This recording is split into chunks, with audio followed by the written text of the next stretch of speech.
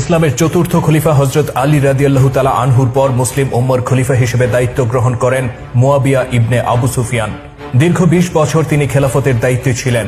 শাসক হিসেবে ইসলামের অনেক নীতিমালা থেকে তিনি সরে আসেন এবং উম্মার সাথে বহু ব্যাপারে বিশ্বাসঘাতকতা করেন।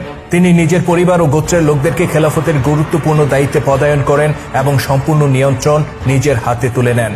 তার সবচেয়ে বড় বিশ্বাসঘাতকতা ছিল এই যে মৃত্যুর আগে তিনি নিজের পুত্র ইয়াজিদকে পরবর্তী খলিফা হিসেবে ঘোষণা দেন। তার এই বিশ্বাসঘাতকতার ফলে উম্মতে মুহাম্মদের সীমাহীন কুরবানির বিনিময়ে গড়ে ওঠা ইসলামী খেলাফতের নিয়ন্ত্রণ চলে যায় একটি পরিবারের হাতে এবং খেলাফতের পরিবর্তে সৃষ্টি হয় সালতানাত বা রাজতন্ত্রের ধারা। মুয়াবিয়ার পুত্র এজিদ ছিল প্রচণ্ড দুশ্চরিত্র আর দুরাচারী ব্যক্তি। মদ্যপান সহ ইসলামের শরিয়া বিরোধী বহু কাজে সে লিপ্ত ছিল। তথাপি মুয়াবিয়া মৃত্যুর পূর্বে নিজের অযোগ্য এই সন্তানকে খলিফা হিসেবে ঘোষণা দেন।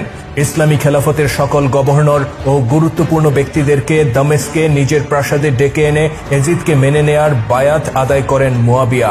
কিন্তু বিশ্বনবী হযরত মুহাম্মদ সাল্লাল্লাহু আলাইহি সাল্লাম এর দৌহিত্র ইমাম হুসাইন রাদিয়াল্লাহু তাআলা আনহু সহ মোট ৪ জন গুরুত্বপূর্ণ ব্যক্তি এজিদের বায়াত গ্রহণে অস্বীকৃতি জানান।